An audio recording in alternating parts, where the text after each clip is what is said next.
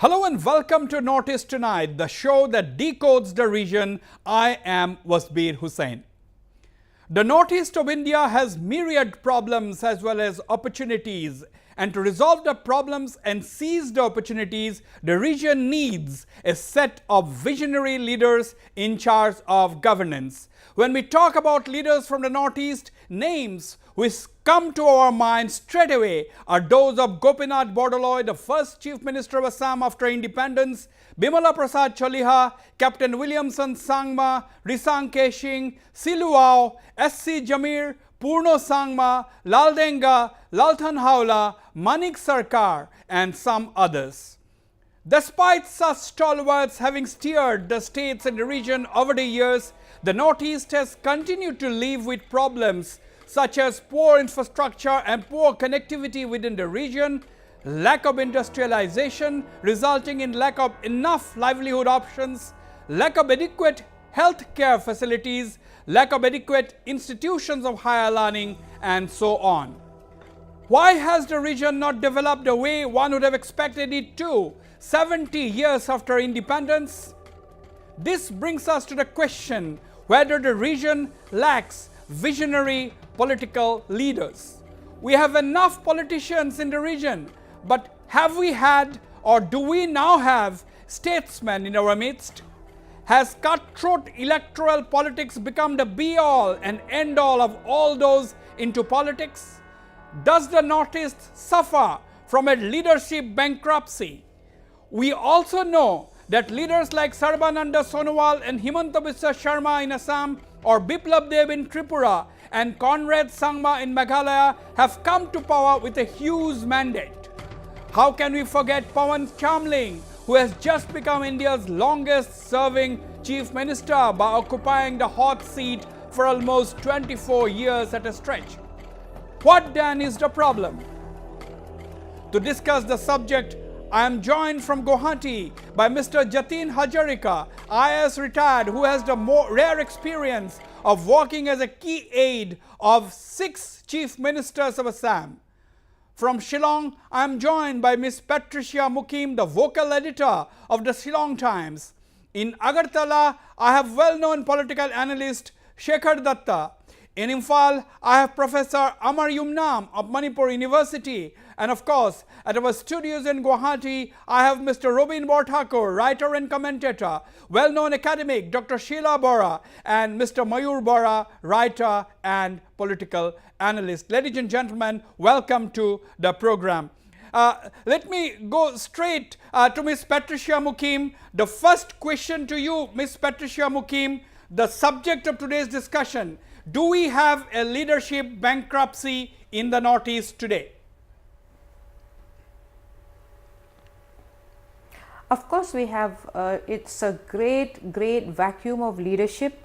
We don't have leaders, we have only politicians who indulge in very cheap politicking, who will do anything to get votes, and most of the people who have come to power this time in the state elections have come in through the power of money. So it's all about money. There is no thinking, there is no vision, there is no leadership. We are lacking on all 3 counts. And we have a convenient excuse of blaming Delhi for all our backlog in development, but actually we should be looking at ourselves. We should be introspecting, and we should be looking at the institutions we have created to develop this region. Right. Those were and very strong words. What has gone wrong with these institutions?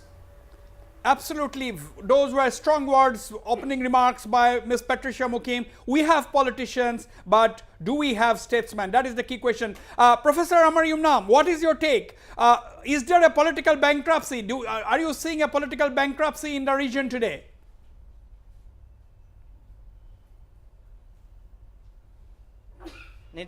Professor Amar Yumnam? This bankruptcy of what we are saying in the region is induced and imposed bankruptcy. It's not spontaneous bankruptcy. It is an induced one by the federal functioning of India. What do you mean? Why are you giving cover to the local leaders? You are trying to protect the local leadership.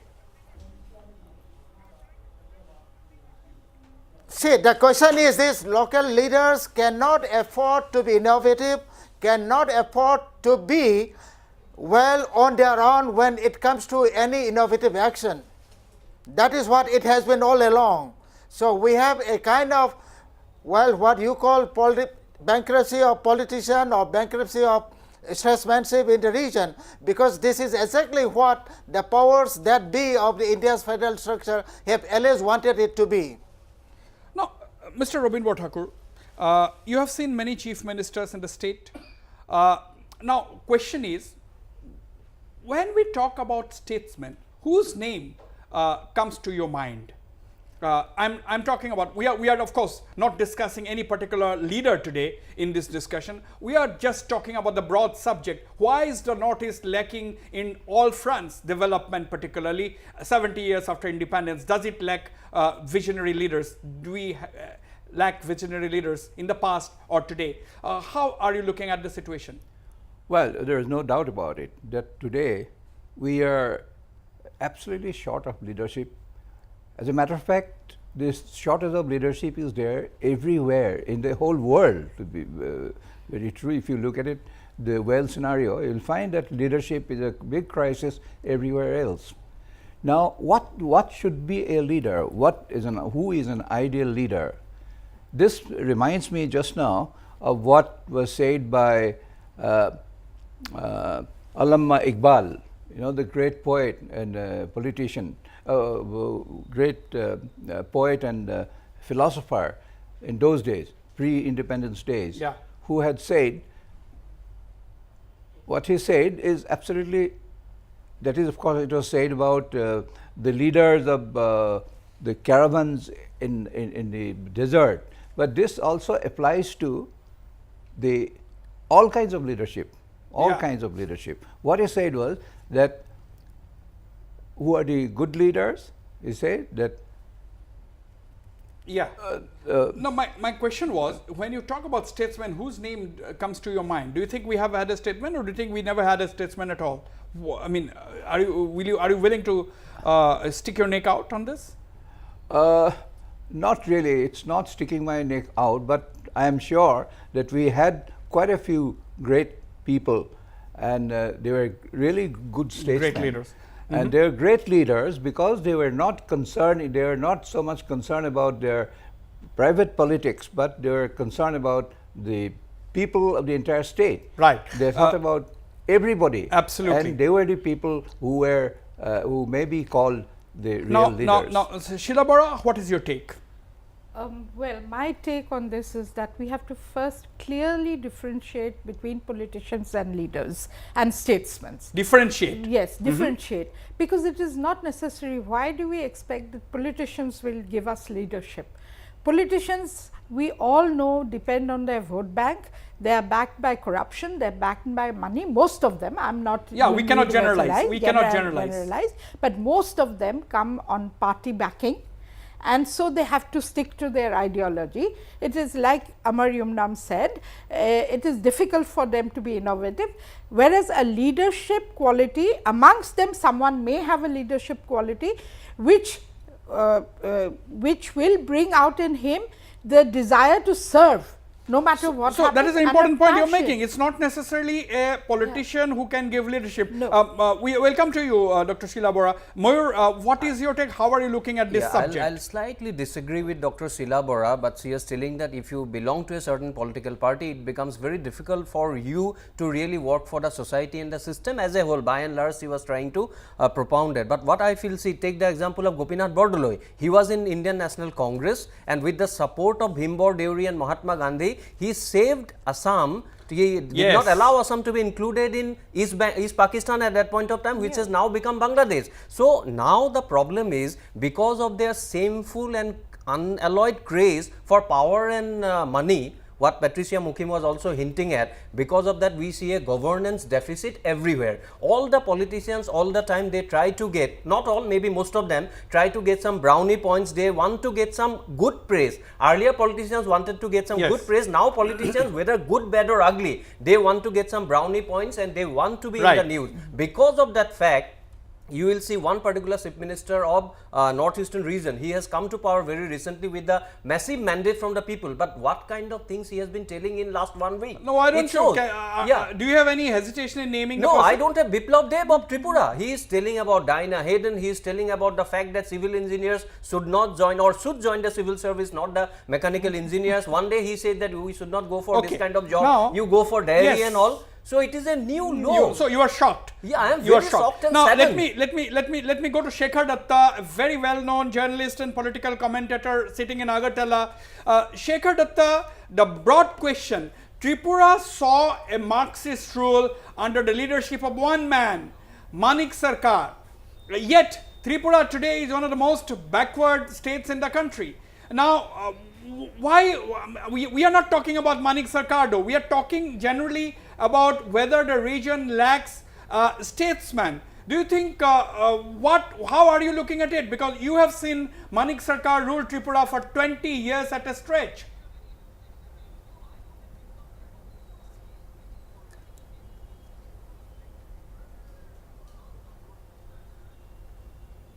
Shekhar Datta, if you can hear me, can you hear me, Shekhar Datta? Okay, Shekhar cannot hear me. Shekhar Datta in Agartala cannot hear me. Patricia Mukim, you know, we had leaders like Gopinath Badloy, we had leaders like Captain Williamson Sangma, we had Bimala Prasad Chaliha, we had Shilu Hao, we had Rishan Keshing ruling Manipur for so many years. By far the only chief minister to have had several stints in Manipur. Now question is, why do you think the Northeast is lagged behind in the field of education, in the field of connectivity, in the field of infrastructure, healthcare, higher education and so on?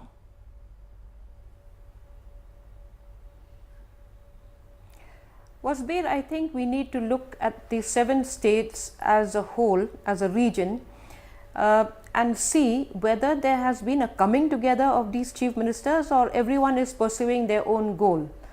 Even today, there is no convergence of ideas, convergence of thoughts. The NEC meets once in a while where all the chief ministers meet. Right. And nothing much happens. You know, you speak about interstate connectivity, but you look at Meghalaya, it doesn't have a functional airport till date. So even within the region, we are badly connected and nobody thinks as a whole. And we are talking actually about populist ideas. You know, everybody is trying to sell a populist idea, a populist scheme. Whether that really benefits people or not, nobody cares. They announce schemes very rapidly, but they don't follow up on anything. I think what this region lacks is a follow-up. It lacks a very robust monitoring and evaluation system. Monitoring and evaluation system, that is what she is saying is lacking. And to have this robust monitoring evaluation push, you need such kind of leaders who no nonsense approach in getting things done. That is the need of the hour. Shekhar Datta, you know, we are not talking, we had seen Manik Sarkar rule Tripura for 20 years at a stretch, yet today Tripura is a backward state. My question is not about Manik Sarkar. My question is about, do you think Northeast lacks visionary leaders? Why is the region so backward? You can give your state's example of Tripura.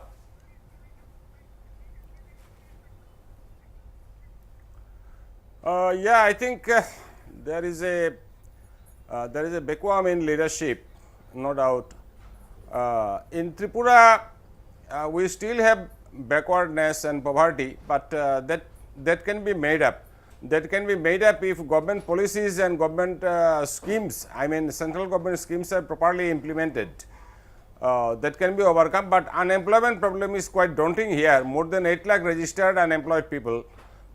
That is why the new chief minister has recently suggested that people should look for entrepreneurship in different sectors. That's fine, Shekhar, but without waiting for government that is jobs, true. Now, Shekhar Datta, what you have said is absolutely right. If Tripura is backward, one would have expected your new dynamic young chief minister to be talking about development, about infrastructure, about setting up institutions. Why do you think is he talking about things which have almost become a joke. Wasbir, if I just can No, supplement one sentence, let Shekhar, yes. why he is concerned more about who is more beautiful, Dinah Hayden or Aishwarya Rai? I think this is Let not him very respond. important Shekhar for Datta, please Tripura. respond. You see, these are off the cuff comments, and these have been twisted and creatively interpreted by a section. So Well, he made well, certain comments the in a media is at the context, receiving end. which have been twisted and turned. Twisted and turned. In one case or two cases, he might It have cannot be slipped, but twisted for a otherwise, whole week. Every day he was coming up with new kind of twisted and fashionable. turned absolutely out of context. Shekhar, Like when he was talking about unemployment problem, he referred to the question of entrepreneurship and business ventures, so that what unemployed about people civil can, engineers only should do appear something on at their own without UPSC waiting for government exams and jobs. not mechanical engineers? Anyway, let's not. We'll listen to Biplab Dev's comments and seek your views, Shekhar Datta. I'm coming to you in a minute. Mr. Jatin Hazarika, welcome to the program. You are one of the rare bureaucrats who had served as a close aide of 6 chief ministers in Assam. My question to you, Mr. Jatin Hazarika, does the Northeast today lack statesmen? And who do you list? Do you have a list of statesmen in the region in the past or present? In fact, the definition of the statesman, we must examine the definition of a statesman. Who is a statesman? Because we have many leaders, but all leaders are not statesmen. So in that context, it is very, very difficult to assess a statesman of that stature. In the international arena, there are certain iconic figures who have been recognized as statesmen all over the world. They are like Abraham Lincoln of United States, Bismarck of Germany, Winston Churchill of Great Britain, like that. Yes. In Northeast context, it is difficult for me to speak about the other state. But so far Assam is concerned, though I worked with 6 chief ministers, each of the chief ministers has their own special points. They were strong in certain points, but weak in other points. Strengths If we and call weaknesses. the statesman in real sense, yeah, we may perhaps, to some extent, we may call B.P. Surya was a statesman because his outlook was very holistic. He wanted to build consensus to build a unified Assam. So I think that B.P. Surya was a statesman to some extent. And similarly, S.C. Singha, who was the Chief Minister of Assam, his vision was also very dynamic. And he wanted to uplift the last man of the society, and with that mission, he introduced many schemes and other things. Therefore, but the other chief ministers also say, as for example, Mr. late B.R. Medi, with whom I served when I was not even 30 years old. But he was also an administrator of different types. He was very strict and he was very much concerned about the welfare of the people of Assam. Right. In fact, probably you know that Chapter 10 of the Assam Land Revenue Manual that protects the interest of the tribals, indigenous tribals. I will come to you, brainchild. Mr. Jatin Hazarika, I will come to you and I will request you to draw a comparison between the chief ministers in the past and some of the fairly contemporary chief ministers. I'll come to you in a while. Amar Yumnam, you know, the question is, why are we discussing this topic? We are discussing this topic because 70 years after independence, we are still talking about the backwardness, quote unquote, of the region. We are backward. Let us face it, we are all from this region. There is no outsider in this panel. We are all from the northeastern region. Why are we talking about lack of educational facilities, lack of connectivity, poor infrastructure, no roads, no drinking water facilities. What are our leaders doing? These are not leaders from outside. These are our own people which have been elected by our own electorate.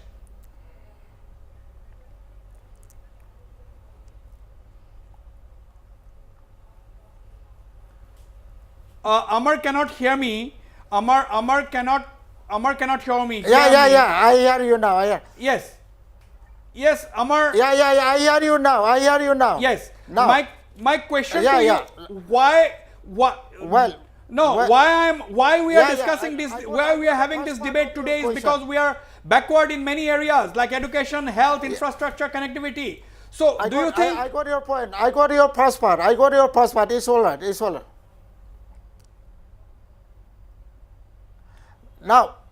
Now, can you hear me? yes, go on. Can you hear me? Yes, go on. Yeah. See, statesman is not someone who will just fall from the sky. Statesman is someone who will evolve over time from politician or from any allied or an intellectual to become a statesman over a period of time. But we have an example in the Northeast where a chief minister who tried to resolve the Assam crisis, he was promised that he will be elevated to ambassadorship of Norway, and he was removed from the chief minister. And all along in the Northeast, what the center has been expecting from the political leaders of the Northeast is detected compliance, not spontaneous convergence of interest. No, why are you blaming only So the any center, politician Professor to Amar survive in the Yumnam? Northeast- No, why are you blaming the center? We are Of talking course, about our own even leaders. policies. No. I think Why not? I cannot accept Why that. not? The mistake lies there, even in the policies. No, Amar No, Yumnam, even why are you development policy, blaming? what you say, lack of development. What Why has are you been the blaming the development center for approach? that? What has been the development? Right from, okay, towards the end of third five-year plan, we have 1-2 committee and, Pandey committee. Well, we had those two committees of the planning commission to look into the backwardness of region like the Northeast. But when it came to the National Development Council, the bigger ministers, that means the major states dominated over the entire discussion. I'd bring in, report I would bring in and my the Pandey panelists committee here to came to respond. know. Yes, So, Mayur. the entire Yes, approach Mayur. of development Come on. policy has been like It's that. a free I don't debate know. now. Anybody can please come in. Patricia Mukim, you can come in anytime you I like. found it Wasbir absolutely ridiculous. First of all, I agree with him to some extent when he says that center has been somewhat unkind and stepmotherly to northeastern region. Yes, I agree. But I do not agree because our leaders do not have character. You are blaming, attributing everything to the machinations of center or state. This is totally wrong. This is fallacious. And with this kind of argument, we are going to promote and encourage our leaders, whom actually we should not call them leaders. They are politicians. They are petty politicians. They are after money and power. I don't know why he has been telling that. I am really amazed and shocked to hear him. Patricia Mukim, what is your take? Amar Yumnam saying blaming the center for the leadership bankruptcy in the Northeast. Wasbir, yeah. Wasbir, I can't hear Amar or the other people who are speaking from Tripura, so it's very difficult to respond. I can only hear the panelists in the studio. But having said that, I want to say that the arguments propounded by Amar Yumnam and such like only help to give cover to these politicians who have not delivered over the years. Yes. It's very sad when you try and do a proxy for the politicians, because they are the ones who should have a roadmap for development. Now let's come to the state of Meghalaya. We are 46 years old. We don't have a policy on key departments of the state, on key departments that look at the progress and prosperity of the state. We don't have a policy for health, for education, for transportation, for connectivity. So that means we have been running an ad hoc government, and no politician even wants to discuss policy. We don't have a mining policy, yet we are a state that is so engaged in mining. Now, that is what I call the lack of statesmanship, because a statesman is somebody who's also a leader, but he has a vision, or he or she has a vision. Absolutely. And they take the people along. Now Absolutely. you have so-called leaders who are only self-serving. all that they think about is how they are going to get back into the seat after 5 years. Therefore, everything that they do is short term. Absolutely. Very true. Very true. I will go for a short break, but before that, very quickly, Mr. Jatin Hazarika. Mr. Jatin Hazarika, is it fair to blame the central government for the lack of development in the Northeast? Who is responsible? Don't you think it is our leaders who should have had a vision, and because of which we are suffering even today? No, I don't blame the center for all these our backwardness. Yes. All the backwardnesses, because our leaders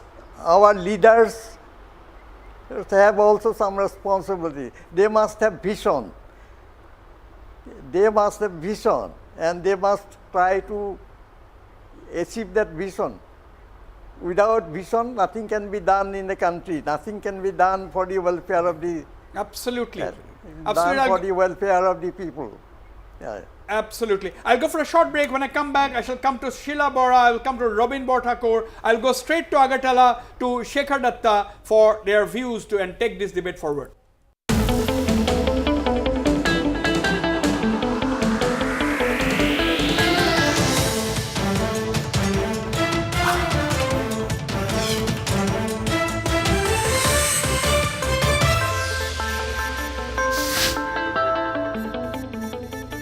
Welcome back. You see, we had several stalwarts in the northeastern region. That is also a fact. We cannot deny the fact. And even today, we have actually a set of dynamic young chief ministers compared to people who had held this high post in the past. We have Sarbananda Sonowal in Assam. We have Biplab Deb in Tripura. We have Conrad Sangma in Meghalaya. We have nephew Rio, of course, he is one of the veterans. We have a fairly younger Biren Singh in Manipur, and we have Pema Khandu in Arunachal Pradesh. So this is by far the youngest set of chief ministers to be ruling the Northeast. Now we are expecting, definitely there is no denying the fact that there is a lot of expectations of the people on these leaders. But Shekhar Datta, we never expected the 46-year-old chief minister of Tripura, Mr. Biplab Deb, otherwise a very dynamic man. He is a dynamic man. The people of Tripura have reposed faith in him, but perhaps he was ill-advised to say some things which he could have well avoided. And as you very rightly said, these are off-the-cuff statements, but perhaps he could have avoided them.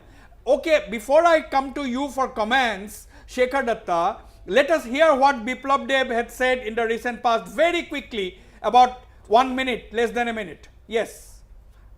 ये देश वो देश है जिसमें महाभारत में संजय ने बैठ के धृतराष्ट्र को युद्ध में क्या हो रहा था बोल रहा था। तो इसका मतलब क्या है?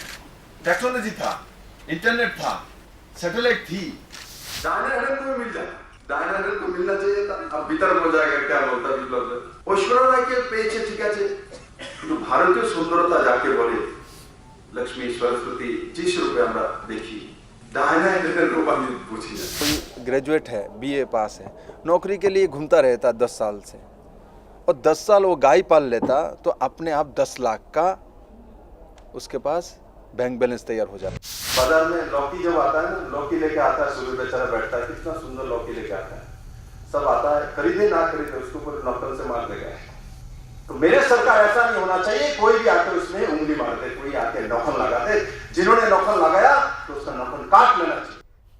Okay, Shekhar Datta, we are not going to discuss why Biplab Deb said this or not. My question to you, Shekhar Datta, as someone from Tripura, what do you want your chief minister to talk about, and what do you want him to do? What are some of the priorities right now for Mr. Biplab Deb?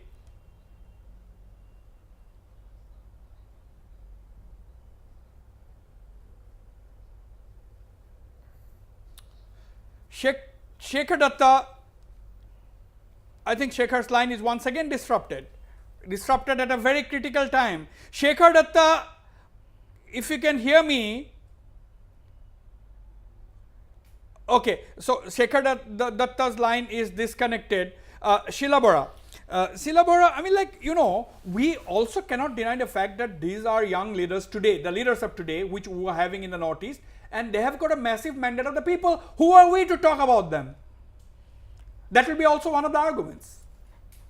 I think we have all the power to talk about them, because we also gave them the mandate to rule, and we have to know what they are doing. The thing is, you know, John F. Kennedy had once said, leadership cannot be separated from learning. Most of our leaders now, once they come into power, I do not think they even know what is going on in other parts of the country as far as development is concerned. If they do not know, how are they going to fulfill their own vision here? Do they even have a vision? And the vision that we get every 6 months, a vision is changing, whether it is in the sector of health, whether it is in the sector of education. We being an academician, we do not know exactly what is really happening in the education field, because every 2 months the vision is changing. We do not have a policy. In the health sector, we see we are trying to institutionalize. I am just giving you an example relating to women. We are institutionalizing birth in hospitals, but what is happening? Look at the infrastructure. We see women fast changing, policies changes pretty fast, even before it is stabilized. Yes. Shekhar Datta, I am coming back to you. Shekhar Datta, we just heard the various comments of Biplab Deb, but that is not the point of discussion today. My question to you, as someone from Tripura, as someone who is observing the situation in Tripura for so long, Mr. Shekhar Datta, what would you want your Chief Minister to be talking about? What are some of the most important priorities which you want your Chief Minister to be focusing his attention on at this point?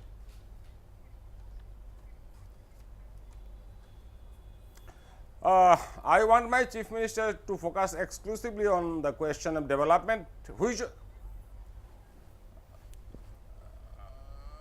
he has been doing. He is making sincere efforts, and his cabinet colleagues are also making very serious efforts. They are trying to streamline and improve the school education system, which was virtually in a state of collapse. So, it will take some time, because the Augean stable left behind by the previous government is really huge, and it will take some time to improve things. But they have been trying hard. They are trying hard. So Shekhar Datta, if the previous government has left behind such difficult days or difficult situation for the present Chief Minister, do you think he should be focusing on development and nothing else, isn't it? Yeah, I do. He should be focusing exclusively on development, and in fact, he has been doing it. He has been doing it despite these remarks. Many of which are quite twisted and turned out of context. Entertaining as well. In reports, he is trying hard. He is trying hard. Okay, he is Mr. trying Robin very hard, and his cabinet colleagues are also trying hard. Yes. I personally feel that very few of our leaders really have the leadership qualities, and that is precisely why now what is happening in our state. I was going to quote Allama Iqbal. He said that I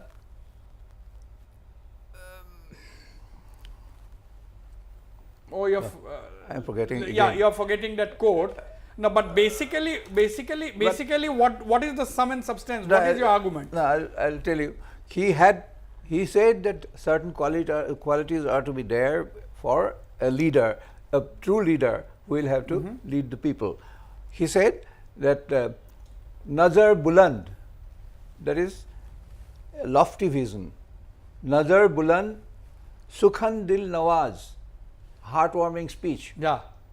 And Nazar Buland, Sukhan Dil Nawaz. Dil Nawaz. Jaan pursues, the soul of fire, the soul in fire. These are the qualities.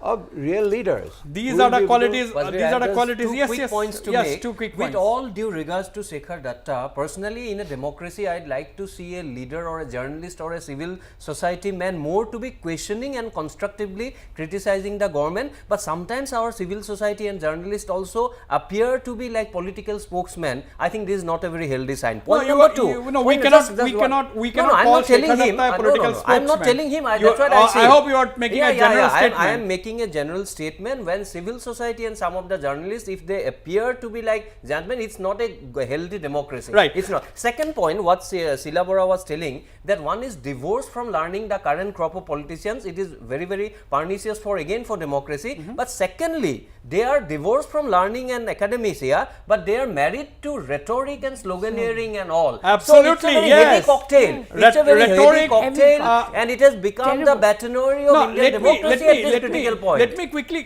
Patricia Mukim, Conrad Sangma, like in Assam and Tripura, Conrad Sangma also has a massive mandate. Now, my question to you is, do you think he has been suddenly said that we will give work permit to Bangladeshis? Secondly, said, oh, we will resume rat hole mining, we'll resume the mining, we will take care of the environment, so on and so forth. Do you think he has been rather sort of, going too fast? What do you think? See, all these people, all these young leaders, somebody thrusts the mic at them and they feel they have to say something. Now, let me first go to Biplab Deb. Biplab Deb wants publicity, and all of these young chief ministers, especially from the BJP, are modeling themselves on Mr. Narendra Modi. Narendra Modi at least has some amount of statesmanship which his younger colleagues do not have. So this is the precise point.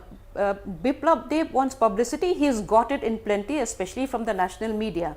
Now, coming to Conrad Sangma, the NPP came to power on the premise that they will resume or enable the resumption of coal mining in the state. Coal mining requires a lot of labor from outside, because none of the local labor will go inside those rat holes. Many of them had left when the NGT ban came in. So he is marrying the two together, and he is saying things that will suit his constituents. And see, the problem again is not with the leaders, but with all of us people, because in a democracy, unless we speak up, unless we correct our voting patterns, our voting behavior, we are going to get the same kind of leaders again and again. So I would hold myself responsible also as a member of the public for not saying enough, for not holding people like Biplab Deb to account, and instead that some people are still batting for him. I'm quite surprised at that. Professor Amar Imnam, are we suffering from the Tina factor? Do we have to choose from whatever we have? The Tina factor, there is no alternative. I'm coming to Jatin Hazarika, I'm coming to you in a minute. Yes, Amar, do you think people have very little to choose from? Well, let me take off from what Professor Silabora has said. Well, the leaders should not separate themselves from learning. The problem is that we want them to learn about recent developments in knowledge, recent developments in technology, and bring them to the region. But at the same time, we must also realize the fact that they have learned and absorbed the lesson that if any leader from the region tries to behave independently, looking at the interests of the region, well, he doesn't have a future. Again. Right. Right. Besides, in a democracy where elections are important, it is important Mayur, that he has to win the next beating around the election. bush. Why is no one answering my question directly? See, not one thing is there very, very for simple. any Most politician of the to leaders, involve I will not say interested all, they No, are Amar, saying, why am I not getting a clear-cut answer from you? see, people, Or for that matter, why should I pick on you? I am not getting, Mayur, I'll come to you. Mr. Jatin Hazarika, why do you think no one wants to give me a clear answer? How do you look at the leaders of the past and the young, very dynamic set of leaders who we have today? What is the difference? No, it is very, very difficult to compare, because at present At present we have very few dynamic chief ministers, young chief ministers. But my advice to the young chief minister would be that they must have clear vision about the development of their respective state, and they must also acquire the skill to how to translate that vision into practice. That is the most important. Right. But in the past, I have seen the old leaders, particularly the old ministers, they had some vision and they wanted to translate that vision into practice by acquiring the necessary skill. Miss Sheila Bora, but before that I'll come to Moyur. Moyur, we have problems like illegal migration, we have problems underdevelopment. Meghalaya has its own problems. Nagaland is grappling with the Naga peace deal because Naga peace deal is holding everything else hostage. The whole state is under siege because everything said, okay, we'll deal with it after the Naga peace accord is reached. Manipur is grappling with the issue of development. Plane loads of young Manipuris go out of Manipur every day for any kind of higher learning, even if for basic higher education. So what is going on? I mean, do you think instead of dealing with this, we are grappling with, electoral politics seems to be the key.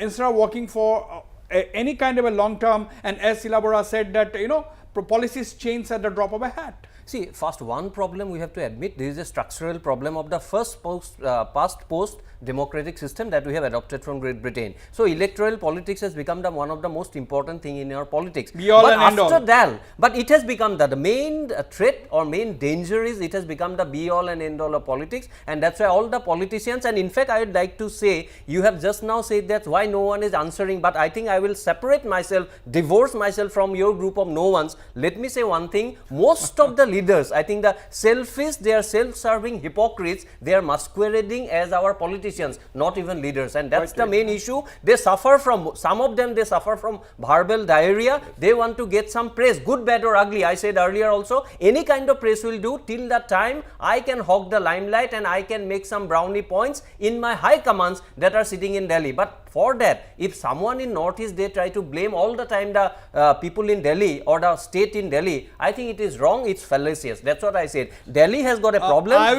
We have been saying this, we'll say that, but we also have some problem. Yes. We also have some problem. Right. That also needs to be tackled. I will take this question to the two journalists in the panel, Ms. Patricia Mukim and Shekhar Datta. But before that, Sheila Bora, why do you think this is happening? This is happening again, I feel mostly because you see the vision nobody is able to carry forward and put it into action. But we have so much of problems. Yes. We have been continuing. 30 years ago when we started journalism, we have been writing about the same issues. Yes. Even today we are talking about the same issues. So what's going on?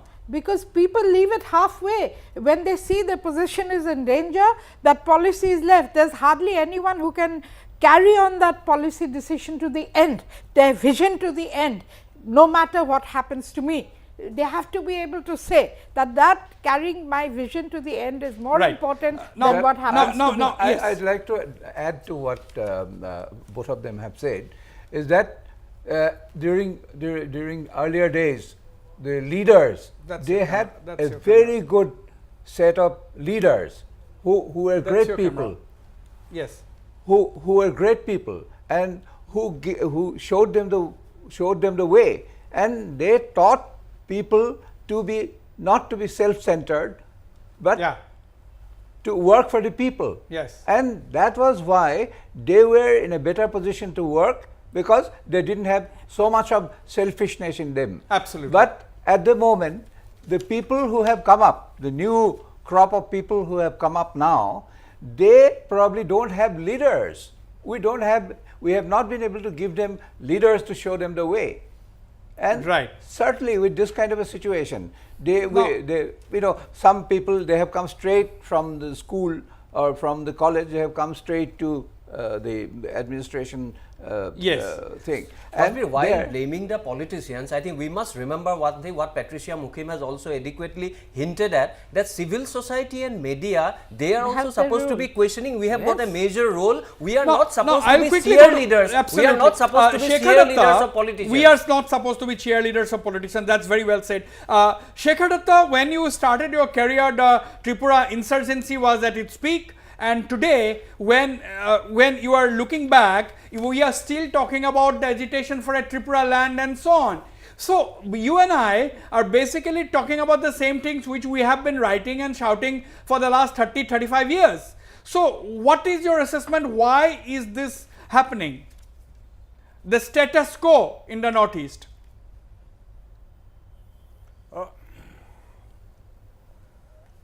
There are certain factors. One is political tribalism. Second one is question of identity. Second one is question of identity. And third one is lack of development. Third one is lack of development. So, these things have brought this demand for triple line to the fore, because political elements No, Shekhar, if I may repeat the in the question. areas dominated by indigenous people True. are ambitious. If I may repeat the question to you, why are we talking about the same things for the last 35 years? That's my question to you.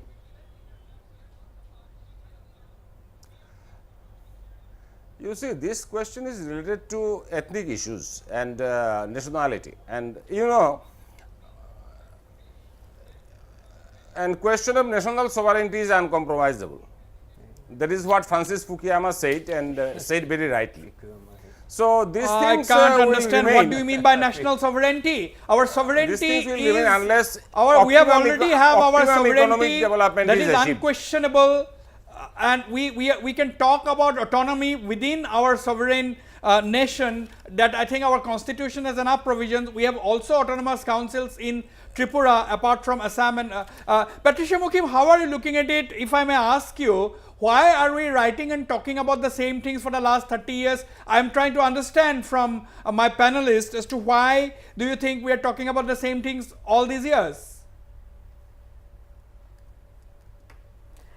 Because the status quo benefits politicians. It does not benefit the common man. And the common man really, you know, the word people, for instance, the word public is largely used, but it's a fiction, because where is that voice of the public? Where is the public voice? You don't hear it. You don't hear it. And we have to, of course, we have to speak about what we see. As journalists, we report what we see every day, and things haven't changed much since 30 years ago. We still lack good roads. We still lack good education. In fact, our education in Meghalaya was much better 30 years ago. So, we are going backwards in some areas of development, and we haven't made progress in other areas at all. And in other areas, we have just remained status quo. Now, let me come back to one point. There was one statesman, if I can name him, is the late P.A. Sangma. When he came in from Delhi and became Chief Minister of Meghalaya, the first thing he did was to start making policies. But you know, it did not suit a lot of politicians. And then he lost power very quickly in 1.5 years. So, it also tells us that if there is a statesman and the others are not, then it's difficult for one person that to is take a that very route. good point. And coming back to Biplab again, Yes, Patricia, go on. His biggest problem in Tripura is unemployment. Unemployment is the highest in Tripura today. So, he should be talking about that, and not everyone can be a dairy farmer. Somebody has to tell him that. Right. I will have to go for a break, but before that, very quickly, Mr. Jatin Hazarika, do you think a statesman can survive in today's cutthroat political scene? Do you think a statesman can survive in today's politics? I don't think so. Yes. Because nowadays the politics has taken a different character. Absolutely. I will go for these circumstances, in the present circumstances, it is very, very difficult for a true statesman to function. Very true. I will ask Sila Bora and Moyur Bora these questions, and of course Robin Borthakur here and Patricia Mukim. The very interesting point made by both Patricia Mukim and Mr. Jatin Hazarika, that a statesman perhaps cannot survive in today's cutthroat electoral political situation. On that note, we go for a short break. Stay on, we'll be right back.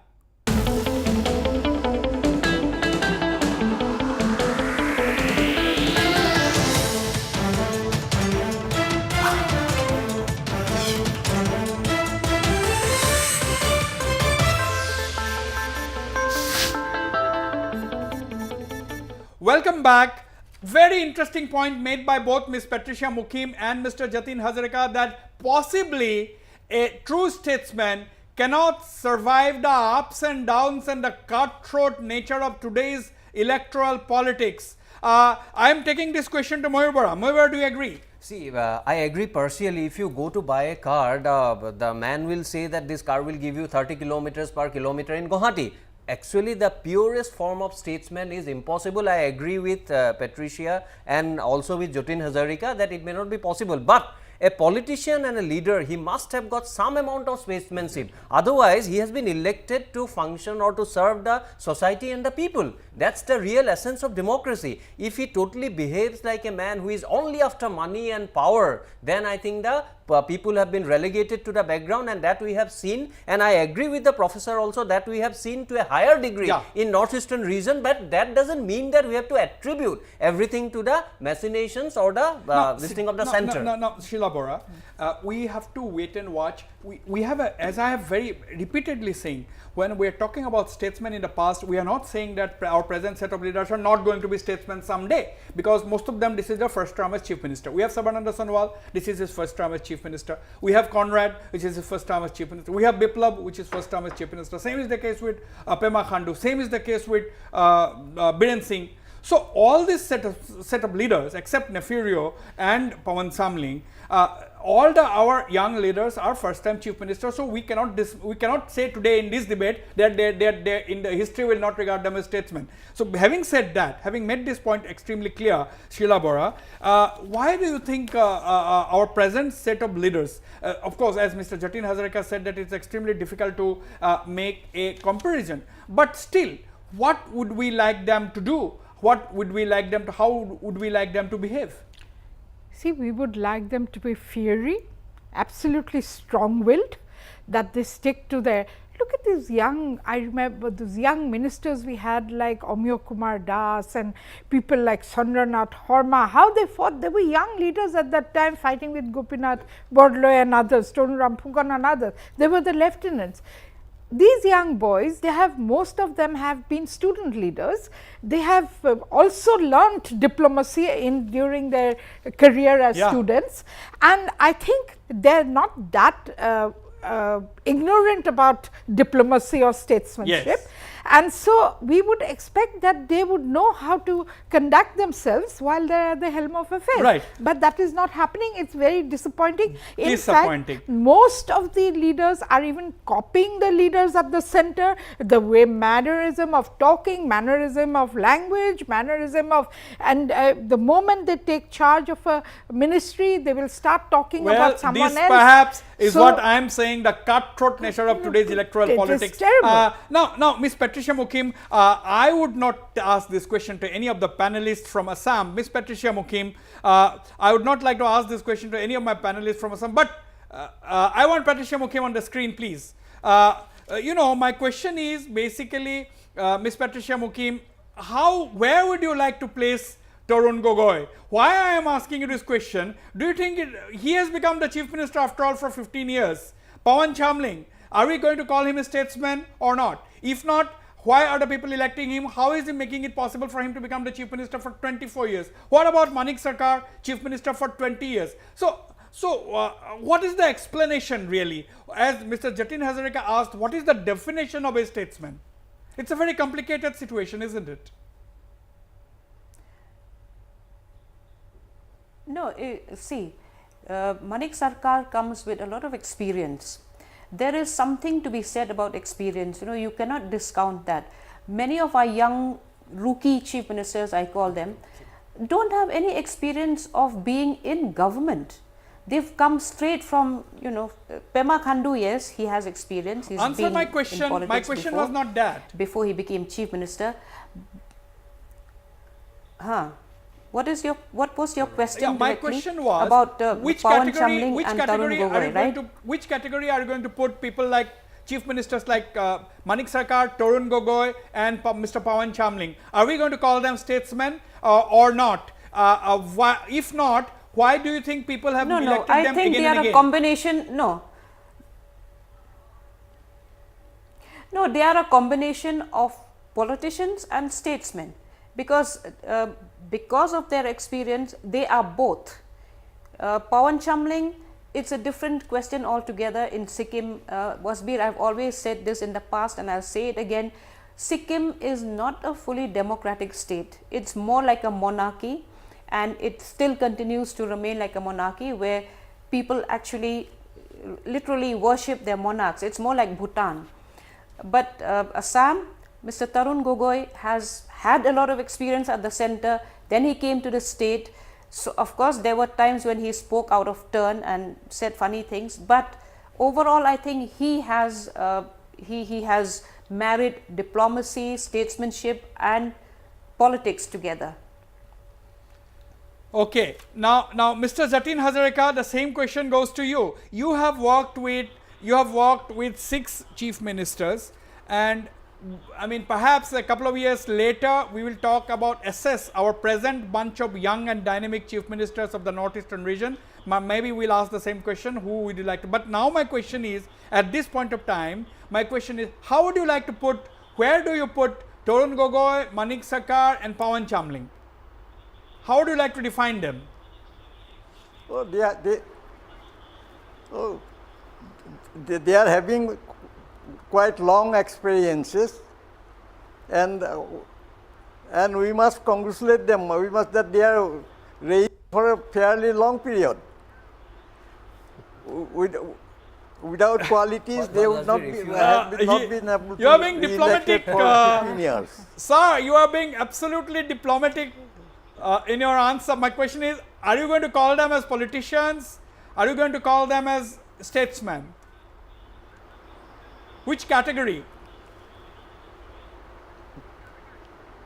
It is very, very difficult to say, I say, because I didn't work with any of them. I did not work with any of them. So, yes. No, I appreciate your point. You did not work with any one of them.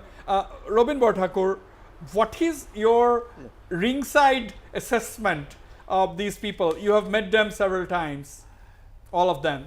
Yeah, I personally feel that they're partly diplomats and partly politicians. Partly politicians. They are certainly politicians. And partly diplomats. That's right. Because not statesmen, is it? Not really statesmen. Not really statesmen. Because they're politicians, that's how they manage to win. But none of them have been picked up for ambassadorial assignments. Those were probably political matters. It doesn't really touch the height of diplomacy. Diplomacy is completely different, and I don't think any of them can be called a diplomat. Wasbir, if yes, yeah. As a student of history, I don't know how to be diplomatic at times. See, if you cannot perhaps compare Mahendra Mohan Chaudhary with Gopinath Bordoloi. I think Gopinath Bordoloi has far more statesman-like qualities than Mahendra Mohan Chaudhary. But before some time, I said that even being a politician, you can have some statesman-like qualities. Let me substantiate just by giving 2 examples. Mahendra Mohan Chaudhary, during his governorship in Punjab, established a seat under the name of Srimanta Shankardev in Patiala University, and Dr. Mohesh Nayak has been sent there for 5 years. And he has done monumental work by being a Shankardev professor in Patiala University. Secondly, and more importantly, See, we have been talking about small tea growers all along in Assam, how they have changed the economic stage of certain parts of Assam, especially in eastern part of Assam. Huneshwar Bora was the agriculture minister during that 11-month period of Golab Bora ministry. Yeah. He single-handedly, and Mr. I think Gangadhar Hoitia, they have changed the face of rural Assam in the eastern region of the state. Yeah. So I think being a politician also some amount of statesman-like qualities, if you want to work for the people, is possible, and we must try to encourage them and criticize the people who do not want to follow the footsteps of this kind of leaders. No, Professor Amar Yumnam has been unusually quiet today.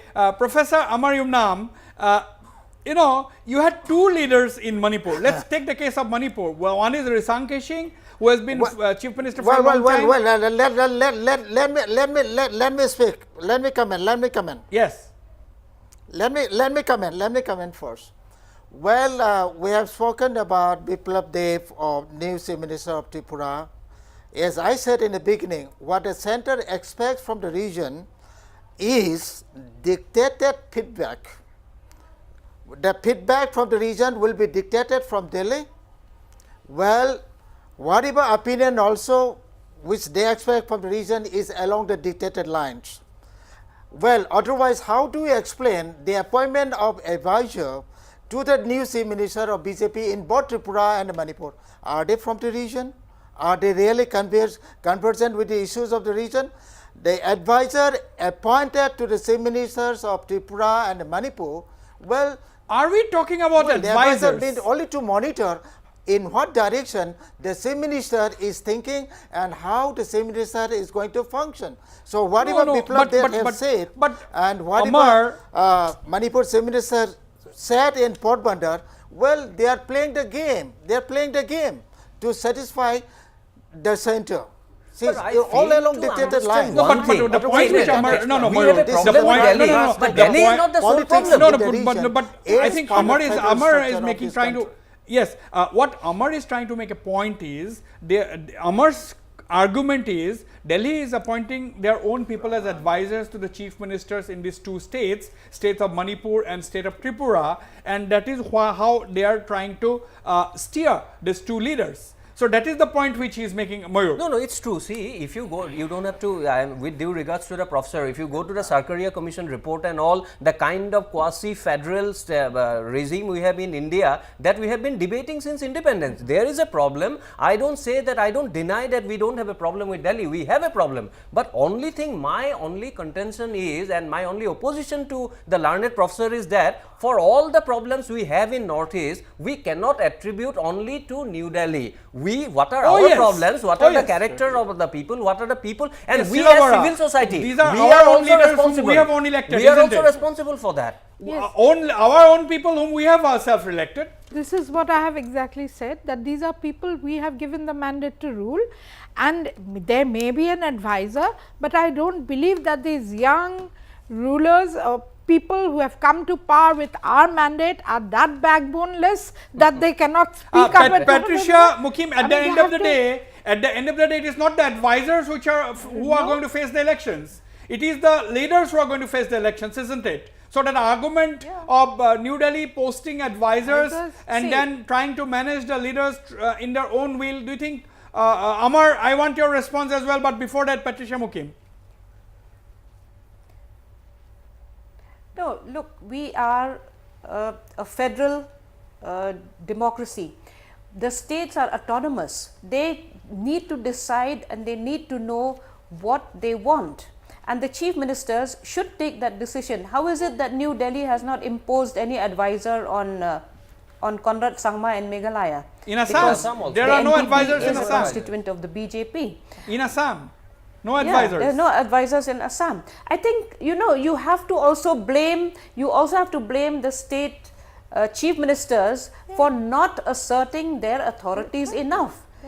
Every time we blame Delhi, but when we go to Delhi, we are so supine, we don't make up points and we allow Delhi to dictate terms. Why are we allowing it?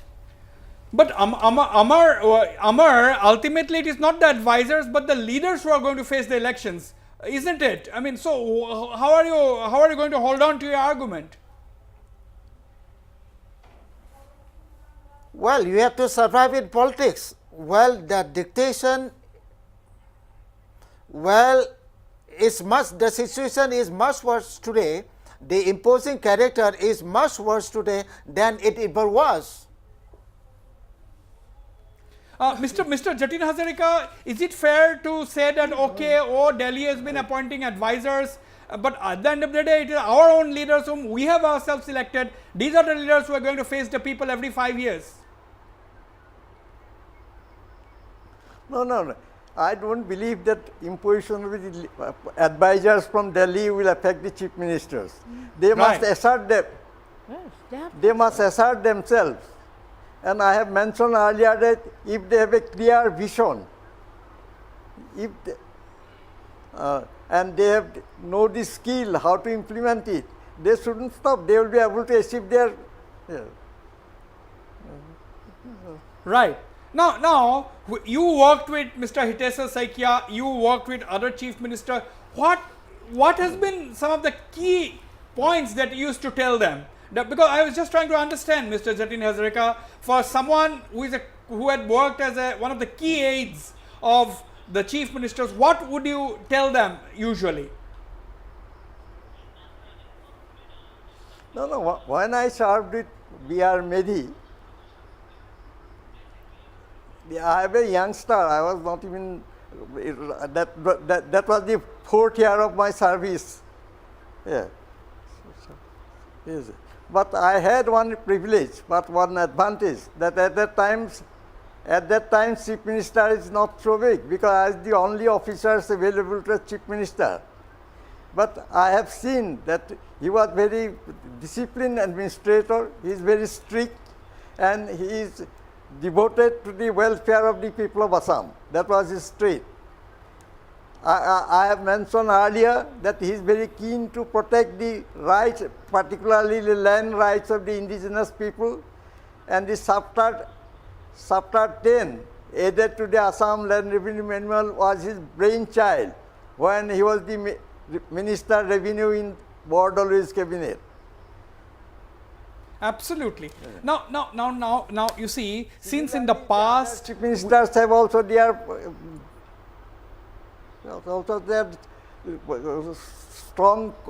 strong points in their favor. About V.P. Solia, I have already told you that he was a very liberal man and he had the qualities of a statesman. He wanted to think of a very integrated Assam, and he wanted to create consensus amongst all sections of the people. right. Then we come to S.C. Sinha, before S.C. Sinha, but he was a different man, you all know, because he was devoted to the cause of the poor people of the state. Absolutely true. Now, Then Mayur, came Gulab Barbara. Yes, absolutely. Now, Mayur, I mean, the question now is, what we have got a set of, as I've said, we have got a set of young chief ministers now. What do you think they can learn from the past, and what do you think, what kind of an innovation can they bring? Because they have inherited, whatever is good, whatever is bad, but they have inherited. They like it or not, that's a different story, but they have to deliver. Yeah, they have to deliver. Now the media attention, whether it is the social media, whether it is the mainstream media, is like never before. It will none be very of focused. the earlier chief ministers had, media never had, there was no media. So nobody knew what was going on. Whether they were good, whether they were performing or not, also nobody knew. Yeah. So the assessment is, we have to be fair to the new set of leaders. They are under constant media scrutiny. So in this kind of a situation, how do you think they will be able to They work? are definitely under constant media scrutiny, and it is going to intensify in the times to come, because parliamentary election is coming. It may be advanced also, so this will be considered as some sort of referendum in some of the states also, although it is not proper. But to be fair to them, I think all of them, they have come to politics because they want to serve the people through the medium of politics. Nobody has forced them that you have to come to politics and serve us. Since they have come of their own volition, now it it is their duty that of course some compulsions would be there being from the major political party of the country, that we can understand. As a practical, pragmatic people, we are not looking for a statesman. It will be like looking for a car which will give 30 km in Guwahati. We are not looking for that, but what we are looking for, whatever is doable, implementable and possible in the state of Assam, giving in mind the different kind of pulls and pressure to be exerted, but what one of the panelists was telling from Delhi. But the main problem is we, civil society and media, we must have got a role which is of constructive criticism. We should not become like a cheerleader or should not become unnecessarily harsh in criticizing them. The present set of leaders also must be working to create a situation where we get 30 kilometers a liter even in Guwahati. Yes, they are. I hope they are. We need more flyovers. I hope they are, and I hope they know that they are here to serve us, not to make their own pockets. They must realize that is very important for them, that they must realize that they have been elected only to serve the people, and they must make the people do what they want by making us believe that we want to do that. I will go to Robin Bhattakur for any Sairi to fit the present situation. Robin Bhattakur. Well, no Shairi is coming up. No Shairi is coming up at the moment, but what are your last words?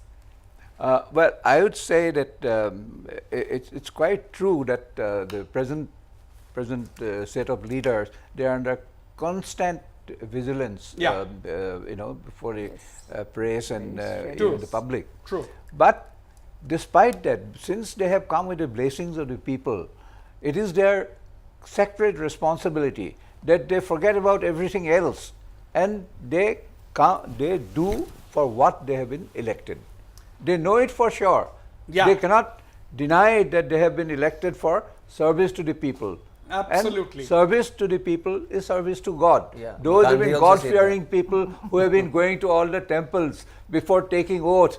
Those people should know that unless you please the people, you can't please God. Absolutely. Amar Yumnam, your last words. I'm running short of time. I'll come to Patricia Mukim and Jatin Hazarika, of course.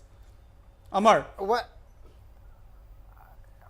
I'd like to request our new leaders not to collude with Delhi, but to be realistic to the region. What is your problem with Delhi? Amar Yumnam, why are you blaming everything on Delhi again and again? Delhi and Delhi Wasbir, it reminds me of Charles Dickens. So from the winter of despair, we should go to spring of hope. That's the expectation from the new leaders. Delhi bahut dur hai, Amar Yumnam ji. We have to work on our own, isn't it? And hope Delhi allow will us to work on our own. That is the thing. But you are not allowing. Delhi is not allowing. Oh, why not allowing? It is our people, it's our leaders. We are electing them, whoever we like. Delhi is not asking us to elect a particular person. How many ministers? We have had so many ministers. We have even Radha Vinod.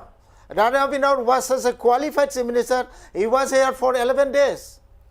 So anybody who tries to be different from Delhi is not blasted as a minister. No, academic anyway, qualification doesn't mean that he will be a great leader. That's a different debate. Mr. Jatin Hazarika, what are your last words on the subject? My last word is the chief ministers were quite competent to take steps for the welfare of the people. I don't believe that every time they have been dictated by the center. Absolutely. Because they have ample scope, they have ample powers.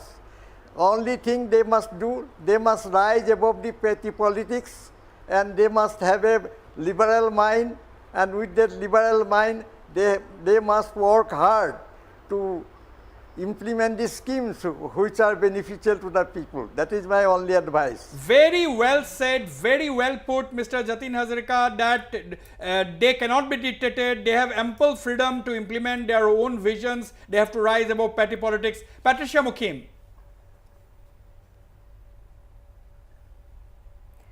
First of all, I would say that I'm very disappointed with Amar Yumnam's repeated, and cliched argument that Delhi must be held accountable for everything. And I say this because he is one of the leading economists of the region. Secondly, I think wisdom does not reside only in the chief minister or only in the government or in the bureaucracy. So every state government actually needs a think tank which should be Yes. comprising of experts from different fields who can come in, give their views and also be allowed to hold the government accountable. Without a think tank, you cannot proceed very far. Sheila. This is what exactly I am saying, and in most policy decision making, whether it be the chief minister or any of his other colleagues, I find that very little discussion is done with Yes. people who are knowledgeable on the subject. Decisions are taken on their own, Right. which often boomerang. Absolutely. And therefore- Moibora, 10 seconds to They you. should concentrate only on governance. 6 months before the election, they do real politic and politicking. People will accept, they have become practical enough to accept that. But now they should, all of them should concentrate on governance deficit. Enough of governance deficit in Northeast. We cannot allow this to happen. Otherwise, we will be spoiled and ruined. And 70 years have Absolutely. gone like that. We cannot afford to have any kind of governance deficit. 70 years have passed by, and therefore I can conclude by saying that the present set of leaders which the Northeast have a lot to shoulder in the days ahead to take the region forward and bring in development and progress. On that note, I thank all my panelists. I end this edition of Northeast Tonight. Good night and goodbye.